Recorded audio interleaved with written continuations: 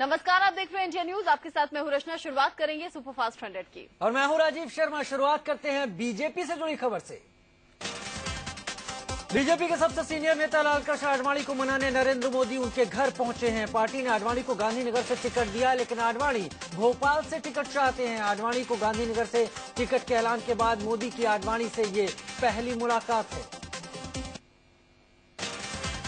BJP में आडवाणी को मनाने का दौर जारी है। कल सुषमा स्वराज और नितिन गडकरी आडवाणी से मिलने पहुंचे थे, लेकिन आडवाणी ने साफ कहा कि उन्होंने पार्टी अध्यक्ष राजनाथ सिंह से अपनी मंशा पहले ही जाहिर कर दी थी कि वो भोपाल से चुनाव लड़ेंगे। आडवाणी ने कहा कि उनके लिए दो राज्यों से चुनाव लड़ने का ऑफर आया। उन्होंने कहा कि मैं सौभाग्यशाली हूं और इसके लिए पार्टी का आभारी भी, लेकिन मेरी इच्छा का सम्मान होना चाहिए और ये मुझ पर छोड़ना चाहिए कि मैं किस राज्य से चुनाव लड़ना चाहता हूं। आडवाणी के रूठने मनाने के दौर के बीच कल नरेंद्र मोदी और संघ प्रमुख मोहन भागवत के बीच मुलाकात हुई। 2 घंटे तक चली इस बातचीत में मोदी ने संघ प्रमुख के सामने आडवाणी की टिकट को लेकर अपना पक्ष रखा। बताया जा रहा है कि हरेन पाठक के मुद्दे पर भी मीटिंग में बात हुई। खबर है कि कल की मीटिंग में नरेंद्र मोदी ने अपना पक्ष मजबूत तरीके से रखा। मोदी ने मोहन भागवत से बीच का कोई रास्ता निकालने का आग्रह किया, जिससे बात यहीं समझ जाए। मोदी ने कहा कि अगर ऐसा नहीं हुआ तो पार्टी को लेकर गलत मैसेज जाएगा। आडवाणी भोपाल से चुनाव लड़ने की जिद पर अड़े हैं। पहले भी उन्हें मनाने का दौर चला। बीजेपी अध्यक्ष राजनाथ सिंह, सुषमा स्वराज, नरेंद्र मोदी समेत कई वरिष्ठ नेताओं ने फोन पर बात की, लेकिन बात नहीं बनी। दिल्ली में हुई बीजेपी संसदीय बोर्ड की बैठक में भी आडवाणी ने हिस्सा नहीं लिया। अपनी सीट पर फैसला नहीं होने के चलते नाराज आडवाणी ने केंद्रीय चुनाव समिति की बैठक से दूरी बनाए रखी। नरेंद्र मोदी की दूसरी सीट पर से भी सस्पेंस खत्म हो गया। वाराणसी के साथ साथ मोदी गुजरात के वडोदरा से चुनाव लड़ेंगे। मोदी के वडोदरा से चुनाव लड़ने की खबर मिलते ही वडोदरा में जश्न मनाया जाने लगा। बीजेपी कार्यकर्ताओं ने पटाखे फोड़कर और मिठाइयां बांटकर खुशियां मनाई। वडोदरा में मोदी के नाम की होर्डिंग और पोस्टर लगा दिए गए हैं। इन होर्डिंग्स में मोदी को छोटे सरदार के तौर पर संबोधित किया गया है और वडोदरा को उनकी कर्मभूमि बताया गया है। कांग्रेस ने कहा है कि नरेंद्र मोदी को हार का डर है, इसलिए वो वाराणसी के साथ साथ दूसरी सीट से चुनाव लड़ने जा रहे हैं। केंद्रीय मंत्री आनंद शर्मा ने कहा कि अगर मोदी की हवा है तो 2 जगहों से लड़ने की बेचैनी क्यों। नरेंद्र मोदी जी को दूसरा सुरक्षित स्थान चाहिए, क्योंकि वाराणसी से पूरे वो आश्वस्त नहीं है कि क्या निर्णय होगा। केंद्रीय मंत्री सलमान खुर्शीद ने एक बार फिर से नरेंद्र मोदी पर निशाना साधा है और उनकी तुलना नर्सरी के बच्चे से की है। उन्होंने कहा कि मोदी को दंगों पर क्लीन चिट नर्सरी में मिले नंबर की तरह है, जिस पर इतराना नहीं चाहिए। तो मोदी जी को किस अपील में और किस कोर्ट ने कोई क्लीन चिट दी है मैं नहीं जानता। किसी बच्चे को नर्सरी में सही अंक मिल गए तो वो अपने आप को डॉक्टर समझ रहा है और पीएचडी लिए फिर रहा है, ऐसे कैसे हो सकता है। गाजियाबाद छोड़कर लखनऊ से चुनाव लड़ रहे बीजेपी अध्यक्ष राजनाथ सिंह पर कांग्रेस ने चुटकी ली है। वरिष्ठ कांग्रेसी नेता आनंद शर्मा ने कहा कि हमने राज बब्बर को गाजियाबाद भेजा, लेकिन हार के डर से राजनाथ भाग खड़े हुए। चुनाव क्षेत्र को छोड़कर भाग रहे हैं। पार्टी के अध्यक्ष लखनऊ भाग गए गाजियाबाद छोड़कर। बीजेपी के प्रधानमंत्री पद के उम्मीदवार नरेंद्र मोदी आज महाराष्ट्र के विदर्भ में दौरे पर रहेंगे। दोपहर बाद वो यमतवाल पहुंचेंगे। यहां से वो गांधी आश्रम सेवाग्राम जाएंगे। साथ ही वर्धा में उनकी जनचेतना सभा भी होनी है। मोदी की चाय पर चर्चा कार्यक्रम का तीसरा चरण आज यवतमाल में होना है। यवतमाल के किसानों के साथ चाय पर चर्चा करेंगे। ओलावृष्टि से इस इलाके में फसलों को काफी नुकसान हुआ है। इस इलाके से किसानों की आत्महत्या की खबरें भी आती रही हैं। इसके अलावा नरेंद्र मोदी आज छत्तीसगढ़ के 32 जगहों पर भी किसानों की चौपाल लगाएंगे। ये चौपाल शाम 5 बजे से लेकर 7:30 बजे तक होगी। कांग्रेस केंद्रीय चुनाव समिति की आज शाम बैठक हो सकती है। बैठक में लोकसभा सीटों के लिए बाकी बचे उम्मीदवारों के नाम पर फैसला हो सकता है। साथ ही वाराणसी से मोदी के खिलाफ मैदान में कौन उतरेगा, ये भी साफ होने की उम्मीद है। एक खबर ये भी आ रही है कि वाराणसी में बीजेपी के पीएम कैंडिडेट नरेंद्र मोदी को टक्कर देने के लिए कांग्रेस अपने राज्यसभा सांसद दिग्विजय सिंह को मैदान में उतार सकती है। पार्टी में इस पर विचार चल रहा है। सूत्र बताते हैं कि दिग्विजय ने मोदी के खिलाफ चुनाव लड़ने पर हामी भर दी है। बीजेपी नेता अरुण जेटली के खिलाफ अमृतसर सीट से कैप्टन अमरिंदर सिंह के चुनाव लड़ने के संकेत मिल रहे हैं। सूत्रों के हवाले से खबर है कि कांग्रेस ने कैप्टन अमरिंदर सिंह के नाम पर मोहर भी लगा दी है। साफ सुथरी छवि वाले कैप्टन अमरिंदर सिंह पंजाब के मुख्यमंत्री भी रह चुके हैं। सूत्रों से खबर है कि सूचना और प्रसारण मंत्री मनीष तिवारी लोकसभा चुनाव लड़ सकते हैं। पहले खराब सेहत का हवाला देकर उन्होंने चुनाव लड़ने से इनकार कर दिया था। मनीष तिवारी पंजाब के लुधियाना से सांसद हैं।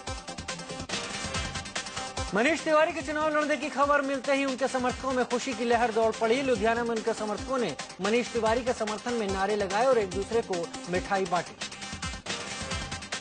नॉर्थ वेस्ट दिल्ली से कृष्णा तीरथ को कांग्रेस उम्मीदवार बनाए जाने का विरोध शुरू हो गया है। स्थानीय विधायक, पूर्व विधायक और पार्षदों ने टिकट के विरोध में सोनिया गांधी को चिट्ठी लिखी है और कहा है कि कृष्णा तीरथ के साथ काम नहीं करना चाहते। उधर छत्तीसगढ़ में कांग्रेस टिकटों को लेकर घमासान मचा हुआ है। पूर्व मुख्यमंत्री अजीत जोगी को महासमुंद से टिकट दिए जाने का विरोध शुरू हो गया है। इस सीट से अपना टिकट कटने से भड़के कांग्रेस में पिछड़ा वर्ग प्रकोष्ठ के अध्यक्ष मोतीलाल साहू ने इस्तीफा दे दिया है। कांग्रेस से इस्तीफा दे चुके जगदम्बिका पाल ने बीजेपी का दामन थाम लिया है। बीजेपी अध्यक्ष राजनाथ सिंह की मौजूदगी में वो बीजेपी में शामिल हुए। समाजवादी पार्टी से नाता तोड़कर कॉमेडियन राजू श्रीवास्तव भी बीजेपी में शामिल हो गए। बीजेपी ने जगदम्बिका पाल को डुमरियागंज से टिकट भी थमा दिया है। अब तक मोदी को सांप्रदायिक बताने वाले जगदम्बिका कह रहे हैं कि गुजरात दंगे में मोदी को क्लीन चिट मिल गई है। ऐसे में विरोध का सवाल ही नहीं। हालांकि जगदम्बिका पाल के बीजेपी ज्वाइन करते ही उनके खिलाफ लखनऊ में प्रदर्शन शुरू हो गया। बीजेपी कार्यकर्ताओं ने पार्टी के इस फैसले के खिलाफ बीजेपी दफ्तर के सामने धरना दिया और पाल के खिलाफ जमकर नारेबाजी की। उधर बीजेपी का दामन थामते ही राजू श्रीवास्तव भी मोदी का गुणगान करते दिखे। राजू ने कहा कि वो नरेंद्र मोदी को प्रधानमंत्री के तौर पर देखना चाहते हैं। उन्होंने कहा कि मोदी ही देश को मजबूत नेतृत्व दे सकते हैं। यही पार्टी है जो देश का भविष्य है और मोदी जी के नेतृत्व में हमारे देश का विकास हो सकता है। देशवासियों की तरह मैं भी सपना देखता हूं नरेंद्र मोदी जी जल्द से जल्द प्रधानमंत्री बने। बिहार की गोपालगंज सीट से जेडीयू सांसद पूर्णमासी राम कांग्रेस में शामिल हो गए हैं। दिल्ली में कांग्रेस महासचिव जनार्दन द्विवेदी ने उन्हें पार्टी की सदस्यता दिलाई। खबर है कि कांग्रेस पूर्णमासी राम को वाल्मीकि नगर से टिकट दे सकती है। महाराष्ट्र में एनसीपी नेता विजय कुमार गावित की बेटी हिना गावित बीजेपी में शामिल हो गई हैं। विजय कुमार गावित महाराष्ट्र सरकार में मंत्री हैं। बीजेपी ने हिना को नंबरदार सीट से उम्मीदवार बनाया है। फिल्म से राजनीति में आई हेमा मालिनी को मथुरा से टिकट दिया गया है। इसके अलावा बक्सर से अश्विनी चौबे, झंझारपुर से वीरेंद्र कुमार और सुपौल से कामेश्वर चौपाल को पार्टी ने उम्मीदवार बनाया है। वहीं जयपुर ग्रामीण से सीपी जोशी के खिलाफ शूटर राज्यवर्धन सिंह राठौड़ को उतारा गया है। कौशाम्बी सीट को लेकर भी बीजेपी में बगावत के सुर उठने लगे हैं। यहां से विनोद कुमार को टिकट दिए जाने से नाराज बीजेपी कार्यकर्ताओं ने राजनाथ सिंह का पुतला फूंक कर विरोध दर्ज कराया। सुरक्षित सीट होने के चलते यहां के लोग पारसी समाज के नेता के लिए टिकट चाहते थे। चंदौली में बीजेपी के लोकसभा उम्मीदवार महेंद्र नाथ पांडे के खिलाफ बीजेपी कार्यकर्ताओं ने प्रदर्शन किया। बीजेपी कार्यकर्ताओं ने स्थानीय नेता को टिकट नहीं दिए जाने से नाराजगी जाहिर की। राजस्थान के सीकर से स्वामी सुभेदानंद को टिकट दिए जाने का बीजेपी कार्यकर्ता विरोध कर रहे हैं। कार्यकर्ताओं ने पुतला जलाकर सुभेदानंद का विरोध किया और पार्टी कार्यालय पर ताला जड़ दिया। टिकट न बदलने पर किसान मोर्चा ने आज सीकर बंद का ऐलान किया है। बीजेपी ने तमिलनाडु में 5 क्षेत्रीय दलों के साथ मिलकर चुनाव लड़ने का फैसला किया है। पीएमके, डीएमडीके, एमडीएमके, आईजेके और आईजेपी के साथ गठबंधन तय हुआ है। बीजेपी अध्यक्ष राजनाथ सिंह आज चेन्नई जाने वाले हैं, जहां इस गठबंधन की औपचारिक घोषणा होगी। आम आदमी पार्टी के नेता अरविंद केजरीवाल आज मुजफ्फरनगर में रोड शो करेंगे। केजरीवाल के साथ प्रदेश प्रभारी संजय सिंह भी होंगे। शाम करीब 3 बजे केजरीवाल रोहाना पहुंचेंगे। वहां से रामपुर होते हुए केजरीवाल आगे बढ़ेंगे। फिर 21 मार्च को खतौली में रोड शो के बाद केजरीवाल मेरठ के लिए निकल जाएंगे। 25 मार्च को बनारस में केजरीवाल को सुनना है तो 1100 रुपए खर्च करने होंगे। आम आदमी पार्टी की ओर से रखी गई ये राशि ही कार्यकर्ताओं पर भारी पड़ने लगी है। हालांकि इन 1100 रुपए में आने जाने का खर्च और खाना भी मिलेगा। इसके पहले आम आदमी पार्टी ने 19 कैंडिडेट की अपनी एक और लिस्ट जारी कर दी। पार्टी ने पटना साहिब से परवीन अमानुल्लाह को टिकट दिया है। परवीन जेडीयू छोड़कर आम आदमी पार्टी में आई हैं। पटना साहिब से वो बीजेपी कैंडिडेट शत्रुघ्न सिन्हा को टक्कर देंगी। आम आदमी पार्टी ने नॉर्थ वेस्ट दिल्ली से राखी बिरलान को चुनाव लड़ाने का फैसला किया है। पहले इस सीट से महेंद्र सिंह को टिकट दिया गया था, लेकिन विवाद के बाद महेंद्र सिंह ने टिकट लौटा दिया था। हालांकि नॉर्थ वेस्ट दिल्ली से आम आदमी पार्टी का टिकट लौटाने वाले महेंद्र सिंह राखी बिरलान के खिलाफ हैं। उन्होंने अरविंद केजरीवाल से मिलकर कह दिया है कि वो राखी का समर्थन नहीं करेंगे। महेंद्र सिंह ने आरोप लगाया था कि पूर्व मंत्री और मंगोलपुरी की विधायक राखी बिरलान ने चुनाव खर्च के लिए 7 लाख रुपए मांगे थे। हालांकि राखी बिरलान ने महेंद्र सिंह के आरोपों को सिरे से खारिज किया है और कहा कि उन्होंने ऐसे आरोप क्यों लगाए ये पता नहीं। आम आदमी पार्टी छत्तीसगढ़ की दुर्ग सीट से ओमकार दास मानीपुरी यानी कि फिल्म पीपली लाइव के नत्था को उतार सकती है। दुर्ग से सरोज पांडे बीजेपी उम्मीदवार हैं, जिनके खिलाफ नत्था को उतारने की तैयारी में आम आदमी पार्टी है। बीएसपी आज लखनऊ में प्रेस कॉन्फ्रेंस कर अपने उम्मीदवारों की लिस्ट जारी करेगी। सूत्रों के मुताबिक बीएसपी सुप्रीमो मायावती लालगंज से चुनाव लड़ सकती हैं। बीजेपी के पीएम उम्मीदवार नरेंद्र मोदी के खिलाफ बीएसपी सतीश चंद्र मिश्र को मैदान में उतार सकती है। समाजवादी पार्टी ने रायबरेली से कांग्रेस अध्यक्ष सोनिया गांधी और अमेठी में कांग्रेस उपाध्यक्ष राहुल गांधी के खिलाफ उम्मीदवार नहीं उतारे हैं। पार्टी ने यूपी की 80 में से 78 सीटों में प्रत्याशियों के नाम का ऐलान कर दिया है। भले ही समाजवादी पार्टी ने सोनिया राहुल के खिलाफ प्रत्याशी नहीं उतारे, लेकिन मेनका गांधी और उनके बेटे वरुण गांधी को बख्शने के मूड में पार्टी नहीं है। पीलीभीत में मेनका के खिलाफ बुद्धसेन वर्मा और सुल्तानपुर में वरुण के खिलाफ शकील अहमद खान को टिकट दिया गया है। बीजेपी के प्रधानमंत्री पद के उम्मीदवार नरेंद्र मोदी के खिलाफ वाराणसी सीट पर समाजवादी पार्टी ने कैलाश चौरसिया को उतारा है। बीजेपी अध्यक्ष राजनाथ सिंह को लखनऊ सीट पर एसपी की तरफ से अशोक वाजपेयी चुनौती देंगे। दिल्ली सिटी गाजियाबाद सीट से एसपी ने सुखन रावत को टिकट दिया है, जो कांग्रेस के राज बब्बर, आम आदमी पार्टी के शाजिया इल्मी और बीजेपी के वीके सिंह को चुनौती देंगे। वहीं गौतम बुद्ध नगर में नरेंद्र भाटी बीजेपी के डॉक्टर महेश शर्मा से 2-2 हाथ करेंगे। समाजवादी पार्टी ने मुलायम के धुर विरोधी और केंद्रीय मंत्री बेनी प्रसाद वर्मा के खिलाफ गोंडा से नंदिता शुक्ला को खड़ा किया है। श्रावस्ती से बाहुबली नेता अतीक अहमद को टिकट दिया गया है। रेवती रमन सिंह को इलाहाबाद से टिकट दिया गया है। मुलायम सिंह यादव ने टिकट बांटने में परिवार का पूरा ख्याल रखा। मैनपुरी और आजमगढ़ में वो खुद लड़ेंगे।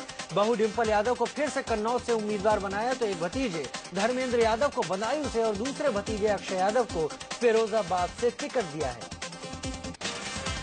एसपी मुखिया मुलायम सिंह यादव पर तल्ख हमला बोलने वाले अमर सिंह के सुर चुनावी मौसम में बदले हुए हैं। आरएलजी के टिकट पर फतेहपुर सीकरी से चुनाव लड़ रहे अमर सिंह ने आजमगढ़ की जनता से मुलायम को जिताने की अपील की है।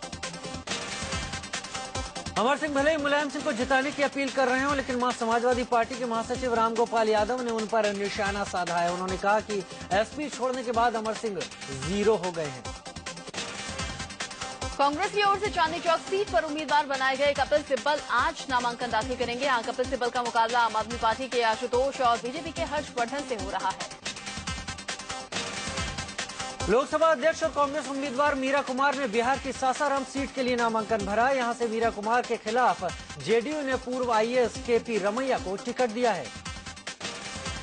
एलजेपी अध्यक्ष रामविलास पासवान के बेटे चिराग पासवान ने जमुई सीट से नामांकन दाखिल किया। चिराग का इस सीट पर जेडीयू उम्मीदवार और विधानसभा अध्यक्ष उदय नारायण चौधरी से मुकाबला है।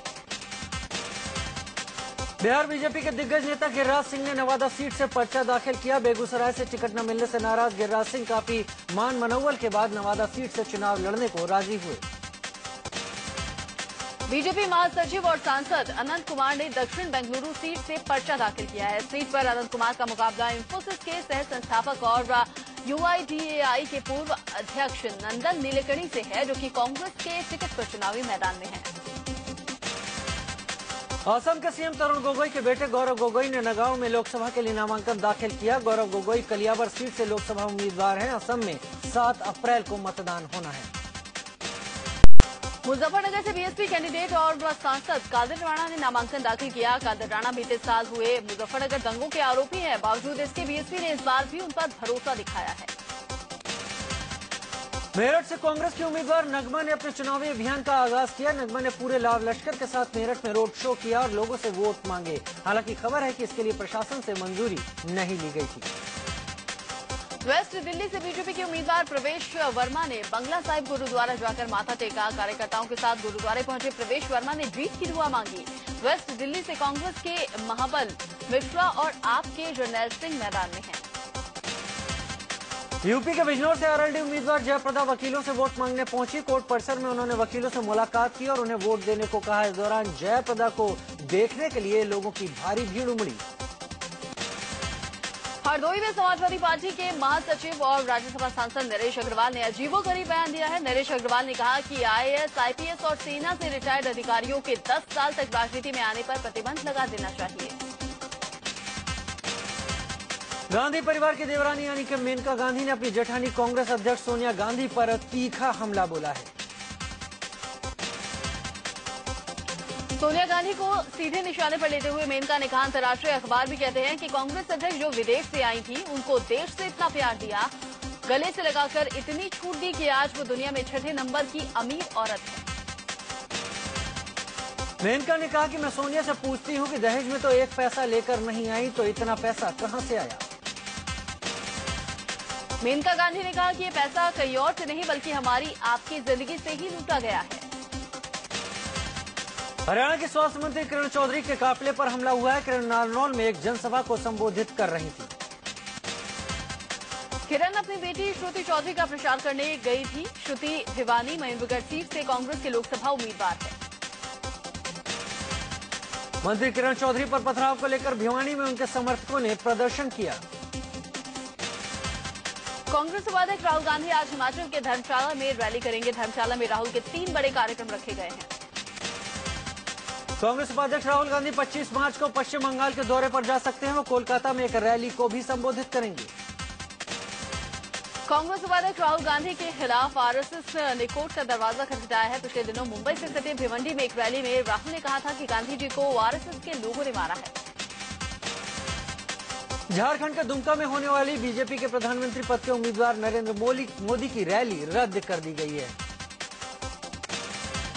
योग गुरु बाबा रामदेव आज दिल्ली में होंगे। बाबा रामदेव आज कोई बड़ा खुलासा करने की बात पहले ही कह चुके हैं। सामाजिक कार्यकर्ता मधु कृष्ण ने मुख्य चुनाव आयुक्त के सामने शिकायत दर्ज करवाई कि आम आदमी पार्टी के नेता योगेंद्र यादव मेवात में झूठी बातें फैला रहे हैं। समाजसेवी मधु Kishwar Indian youth for Muslim के प्रेसिडेंट मुफ्ती आजाद और जनरल सेक्रेटरी डॉक्टर हुसैन के साथ मुख्य चुनाव आयुक्त वीएस संपत के दफ्तर में पहुंची थी। मुख्य चुनाव आयुक्त से मिलकर इन लोगों ने आम आदमी पार्टी के खिलाफ शिकायतों का पुलिंदा सौंपा। बीजेपी नेता उमा भारती के खिलाफ आचार संहिता का मामला सामने आया है। यूपी की झांसी सीट से टिकट मिलने के बाद उमा भारती यहां एक मंदिर में सभा कर रही थी। इस दौरान मौजूद लोगों को खाना भी परोसा गया। चुनाव आयोग ने लोकसभा चुनाव के 4थे और 5वें चरण के लिए अधिसूचना जारी कर दी है। फेसबुक, ट्विटर समेत इंटरनेट पर कोई भी चुनावी प्रचार कंटेंट अपलोड करने से पहले अब उसे चुनाव आयोग को दिखाकर इजाजत लेनी होगी।